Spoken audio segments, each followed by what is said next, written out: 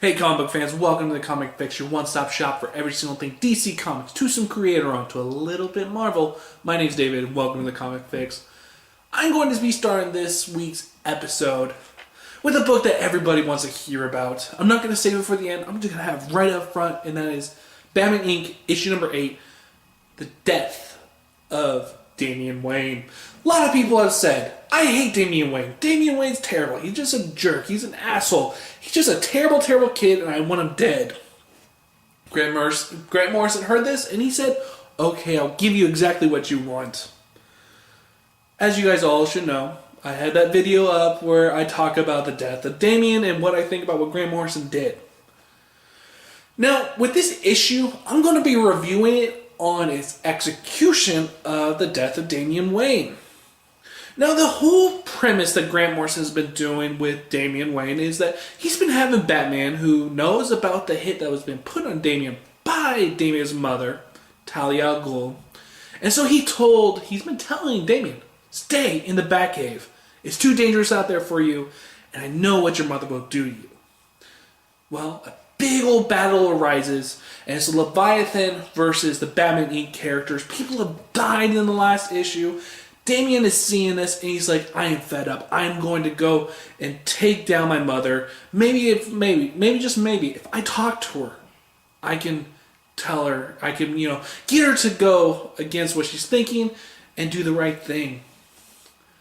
I love the thinking of Damian in this issue. You really feel that he's doing the right thing at the right moment. And he also has some great moments with Nightwing in there that just makes you go, oh, I love the whole continuity of how Damian tells Nightwing, you are my favorite partner. And just the way that whole scene goes, you're like, as you know that Damian's going to die, and you just know that Grant Morrison knows that he's going to die because you can still see from the cover, and he just doesn't BS us about the death of Damian. And Damian has some great moments in this comic. And execution of that was awesome. I love the way how after Damian has been killed, and you see Talia, who just put the execution on her son, and she just goes to her stomach and just holds herself kind of thing, like she's going to be sick to her stomach. And one of the people, that her right-hand man, is just like, are you okay? And she's like, I'm having a moment of weakness. And you see the regret that she's having for this moment. She's been telling herself since the beginning that Damian is a failed experiment. But you just see Grant Morrison put a little bit more humanity in Talia after the death. Now, how is this all going to play out? Never in comics have we had a character like Damian who was killed by his mother. And now his father is going to have to deal with that, knowing that his mother is the one who killed his son. So all that and how it's going to be played out is going to be freaking awesome. I cannot wait to see. I know there's a couple more issues of Batman Inc. with Grant Morrison, then it'll probably go away. Hopefully it does, because I don't want to see anybody else writing this book, because there's no need for it. So it's going to be interesting to see where Grant Morrison is going to take the plot that he has been given. And I didn't expect going into it to see the execution that was played out in this issue. From the artwork to the writing, to the execution of Damian Wayne. It was awesome. So, Batman Inc. issue number 8 is going to get a thumbs up, and it's going to get a big, definite David Lee approved. The next book I'm going to be reviewing is a book that's in the wake of Death of the Family, and that is Teen Titans issue number 17. Now, you may be telling yourself, what does this issue have to do with anything with the Death of the Family? Well, absolutely nothing. The only parts in here with Death of the Family, or even a mention of Death of the Family, was when Red Robin's thinking to himself, I cannot tell my friends about what has happened with me when I was with the Joker. It would worry them way too much. So that is it. That's all about the Death of the Family.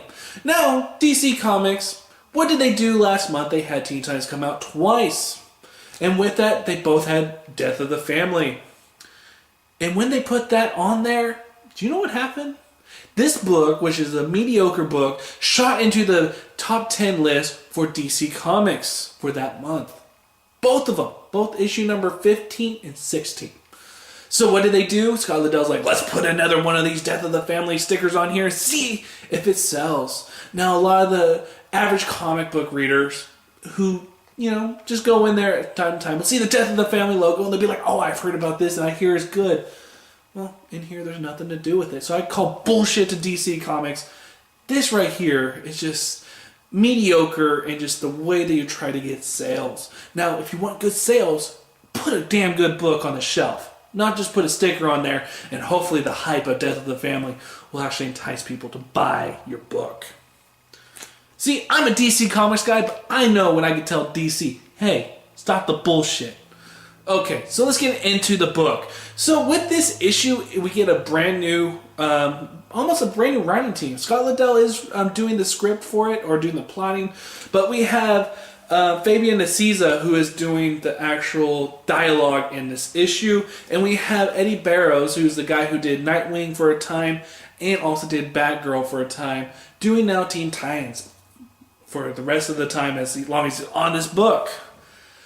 Now, I was really excited about his artwork in here, because I really did enjoy his work when he was on Nightwing, especially when he was on Batgirl. So, I go into this book expecting to have a little bit better time than what I usually have with the Teen Titans book. Especially figure out that Scott Liddell is just on the script and not on the writing of it. So, I get into it, and let me tell you, this book was quite a big mess. We have 3 separate plot lines. We have a plot line where we have kind of like a group from nowhere where they're taking metagene people and going and, testing on them and just having them as test subjects. Okay, we've seen that story arc before, but in a different light. And then we have Red Robin, after the events of Death of the Family. He's now taken the Teen Titans and it's like, okay, I cannot have you guys anymore in a building where there's a bunch of people. So what we're going to do is we're going to live on a houseboat. And this houseboat is huge. Now, the thing I don't like about this is that this is most of the story. It's about them just going around throughout that boat and being like, oh my god, look at what we have. And that does not make a good comic. And then we look at the execution from the artwork standpoint. Now, there was one panel that just got me a little strange. I was just like, wait, what the hell's going on? Okay, so we see the houseboat here.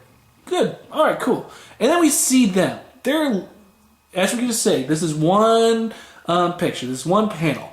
Look at them. They're like, Red Robin's like, look at what I got you. But we're turned around. I don't really get it. I don't get it whatsoever. And then another problem happened with the artwork. Every single time we see any people in this issue, look at them. Look at that grin. That's the same grin that we'll see throughout the whole entire issue. And so the artwork just seems really flat in here, just uneventful. The whole book was uneventful, except for the part where we get into the third plot line in this issue, the part with Raven. Now the parts with Raven, the artwork got 1,000 times better. I mean, just look at that artwork. And this is the first time I actually looked at the new Raven costume for now and being like, oh damn, that looks really, really good. And there's also another plot line going around. There's so many plot lines going in this book, it just seems like it's unraveling before itself. Is the point where we now see Red Robin have a sexy time with a bunch of the female Teen Titans. I mean, this book is a book that's all over the place. With the writing, with the artwork, and with the script. There's nothing in here that really flows except for the scenes that we have Kid Flash in here. Because that's only been the consistent person throughout the Teen Titans has been Kid Flash. And so in the end, it's not the greatest, it's not a good comic. It's definitely not in the bad comic category. Because there's actually some little things that are that you can enjoy in this book. But this book equals a big time, just the middle ground. It's not bad, it's definitely not good. It's just in the middle ground and it's teetering towards the thumbs down, but there's still a little bit of joy here. So hopefully we get a little bit more structure in the book and less just going all over the place. So in the end, Teen Titans issue number 17 just gets the middle ground. It's in limbo. There are 3 things in life that always hold true. Number 1, video game movie tie-ins always suck. Rob Liefeld sucks even harder. And number 3, a comic which is based on an upcoming video game usually always sucks. Well, in this case, my friends, the tides have turned and we got a gem in the rough. And what we have is Injustice Gods Among Us. When you go into this comic changes the status quo to the better.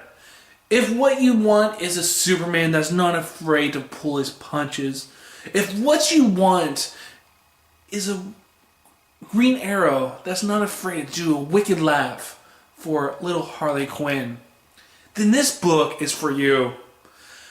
Now, one thing that just grabbed me so much was from the first issue was how different it felt than the regular DC universe.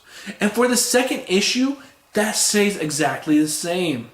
We see Superman dealing with the death of his wife and the death of his unborn child. Now, to see that they did this, and would they ever do this in comic book form? No, they would never do this in the regular DCU. So what we have here is a comic book that's going against the grain. And when it does, it's so magical. I mean, this world feels so fresh and new that I would love to see this just be an ongoing series. This is a book that's not afraid to pull the punches. It's not afraid to do anything against the grain. This is a book that's doing something fresh and new. Think of it as an Elseworld story. It's on Earth 2 where anything can happen. There's no continuity to worry about. There's no consequences to other books. There's just one book. And what we got in here is Injustice Gods Among Us. And it is fantastic. From the writing to the artwork, nothing is better than what you get in here. You're actually surprised by the outcomes from this book, and you're intrigued to know what happens next. Like this week, we got the Death of Damian. We knew what was going to exactly happen. But in this book, you don't know who's going to die next. And people do die. The only ones that are safe that we know of are the ones that are in the video game. So everyone else can be casualties in the war of Injustice Gods Among Us. So, what would I say to everybody? This book right here is fantastic. Thumbs up, and this book, a shocking David Lee approved. The last book that I'm going to be reviewing for this video is Uncanny X-Men issue number 2. Now, with Uncanny X-Men and with all new X-Men, it's like really my jumping on point to the whole X universe. And who'd better do that with than Brian Michael Bendis? Now, one of the things I heard about Brian Michael Bendis is that when he was on his Avengers run, there were times where there would be issues just of different characters talking to each other. And that would be basically it. That's what we get here. I've always said that when we get all these character development, when action happens, just you get invested into these characters and you just feel more for the story. So I kind of like that whole element to this issue. In here we got just a big old talk between Emma Frost and Cyclops about their relationship prior and where they stand with each other right now. The only thing I wish for in those segments was for the artwork to be a little bit more interesting to look at. There were times though in certain panels where the artist just got spot on and got interesting with the way his layouts were. But other than really this page, nothing really was special about the artwork in any way. And the whole dialogue between Emma and Cyclops could get a little bit uninteresting at times. Especially since for me, I am not as invested into these characters and this is a chance for me to get invested. I just don't feel that it was as well executed as it could have been. There's also some times in here where we get to meet the new ex-students and seeing how they're developing the powers and seeing how they feel about being with Cyclops. That's all really interesting, but it just wasn't the most action-packed issue. It wasn't the greatest dialogue in the world, and the artwork in here was nothing where I'm going to be like, oh my god, there's just something special about this. No. This issue right here was just an issue where we got a little bit more of the plot line going, but other than that, it didn't really go anywhere. There's a last part in here where you see the traitor Magneto calling up his people, being like, hey, they're going to X place, and you need to go stop them. Other than that, I just wasn't as hyped up for this book as I am for All New X-Men. I am going to give issue number 3 a try because I really like Brian Michael Bendis, especially when he's doing All New X-Men, and knowing that this book's going to be following Cyclops and his crew, I'm interested to see where it's going to go. But this issue, just like the first issue, is not thumbs up worthy yet. It is in limbo. It's in the middle ground. It's not good, but it's definitely not bad. It's just in limbo. So if you like X-Men, if you like Cyclops and Emma Frost, you'll definitely like this issue. But for me, it's just in the middle ground. It's in limbo.